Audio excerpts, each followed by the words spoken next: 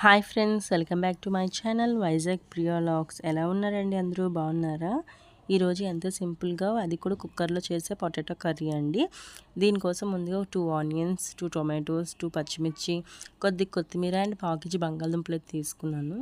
వీటన్నిటిని నీట్గా కట్ చేసి పక్కనైతే పెట్టేశానండి. ఆనియన్స్ అయితే మరీ చిన్నవేం కట్ చేయనక్కర్లేదు, కుక్కర్లోనే వండుతాం కాబట్టి కొంచెం పెద్దగా కట్ చేశాను. పొటాటోస్ అయితే ఈ విధంగా కట్ చేశాను. అండ్ టొమాటోస్ అయితే ఈచ్ 4 పీసెస్ కట్ చేసి ఇలా మిక్సీ జార్లో అయితే వేసాను.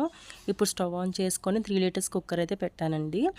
ఆయిల్ కూడా వేసాను. ఆయిల్ హీట్ అయ్యింది. ఆనియన్స్, పచ్చిమిర్చి కూడా వేసేసానండి.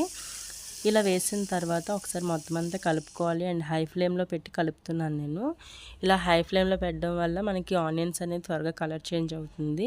అండ్ కుక్కర్లో వండుతాం కాబట్టి అంత బాగా మగ్గిపోవాల్సిన పని అయితే లేదు. ఇలా కొంచెం ఫ్రై అయితే చాలు. ఇప్పుడు సిమ్లో పెట్టేశాను. అండ్ ఇప్పుడు పొటాటోస్ కట్ చేసినవి ఉన్నాయి కదండి, ఆ వాటర్ లేకుండా పొటాటోస్ అనేవి యాడ్ చేశాను. ఈ విధంగా పొటాటోస్ యాడ్ చేసుకున్న తర్వాత ఒకసారి మొత్తం అంతా కలుపుకోవాలి. ఇలా కలుపుకుంటూ ఉండాలండి. అండ్ దీని మీద అయితే మూత అయితే పెట్టుకోవాలి. పొటాటోస్ అనేవి కొంచెం మగ్గాలి. ఈలోపు టొమాటోస్ని కొంచెం పేస్ట్ చేసేసుకుంటాం మిక్సీ జార్లో. ఇలా పేస్ట్ చేసుకున్న తర్వాత ఒకసారి పొటాటో కర్రీ అనేది ఒకసారి ఓపెన్ చేసి చూద్దామండి.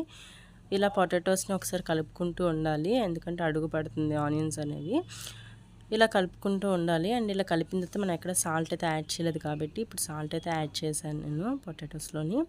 ఇలా వేసిన తర్వాత ఒకసారి అంతా కలుపుకోవాలి. అండ్ పచ్చిమిర్చి ఆల్రెడీ వేసాం కాబట్టి చూసుకొని ఇప్పుడు కారం కూడా యాడ్ చేసుకోవాలి. అండ్ ఇలా కారం యాడ్ చేసిన తర్వాత మొత్తం అంతా కలిపేసి మళ్ళీ మూత అయితే పెట్టుకోవాలండి, ఎందుకంటే కారంలో కొంచెం స్మెల్ అనేది ఉంటుంది కదా, ఆ స్మెల్ అంతా కొంచెం పోయే వరకు మూత అయితే ఇలా పెట్టుకోవాలి.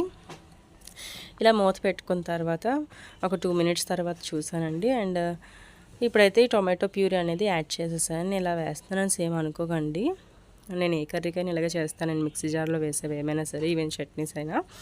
సో ఇలా వేసేసిన తర్వాత ఒకసారి అంతా కలుపుకోవాలి. ఈ విధంగా కలుపుకోవాలండి. అండ్ ఈ టొమాటో ప్యూరీ అనేది వేసాం కదా మనం, ఇది కొంచెం దగ్గరికి అవ్వాలి, ఎందుకంటే ఇందులో కొంచెం లైట్గా వాటర్ అనేది రిలీజ్ అవుతుంది. సో వాటర్ అంతా దగ్గరికి అయ్యే వరకు కొంచెం అలా ఫ్రై చేస్తూ ఉండాలి. ఇక్కడ చూసారా, వాటర్ అనేది అలా ఉడుకుతుంది. అలా కొద్దిసేపటికి అది కూడా లేకుండా దగ్గరికి అయిపోతుంది. సో ఇలా దగ్గరికి అయిన తర్వాత కొంచెం వాటర్ అయితే యాడ్ చేసుకోవాలి. సో నేను ఒక హాఫ్ గ్లాస్ వాటర్ అయితే యాడ్ చేశాను. అది కూడా మిక్సీ జార్లో యాడ్ చేసేసి అప్పుడు వేసాను ఆ వాటర్. సో ఇలా వేసిన తర్వాత మొత్తం అంతా ఒకసారి కలుపుకొని 3 విజిల్స్ అయితే పెట్టుకోవాలి. అండ్ కొత్తిమీర కూడా యాడ్ చేసుకుంటున్నాను. ఇలా కొత్తిమీర యాడ్ చేసిన తర్వాత మూత అయితే పెట్టేసి ఒక 3 విజిల్స్ అయితే రావాలండి. సో 3 విజిల్స్ తర్వాత స్టవ్ ఆఫ్ చేశాను. స్టవ్ ఆఫ్ చేసిన వెంటనే తీయకుండా కాసేపు అయ్యాక చూసానండి, పొటాటో అనేది బాయిల్ అయిపోయింది. కానీ కొంచెం గ్రేవీ అనేది మాత్రం కొంచెం లిక్విడ్గా ఉంది కదా.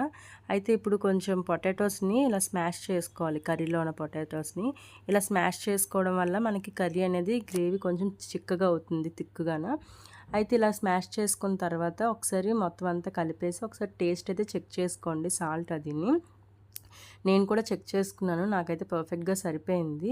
ఇప్పుడైతే స్టవ్ అయితే ఆన్ చేసుకోవాలి. స్టవ్ ఆన్ చేసుకొని ఒక 2 మినిట్స్ మూత పెట్టేసి, ఏం విజిల్ అయితే ఏం పెట్టనక్కర్లేదు, మూత పెట్టేసి ఉడకనివ్వాలి. అంతే, గ్రేవీ అనేది చాలా చిక్కగా అయిపోయింది. చూసారు కదండి, ఎంతో ఈజీగా సింపుల్గా చేసుకొని పొటాటో కర్రీ రైస్లోకి, పలావ్లోకి అండ్ చపాతీలోకి దేంట్లోకైనా చాలా బాగుంటుంది. ఒకసారి ట్రై చేసి ఎలా ఉందో నాకు చెప్పండి.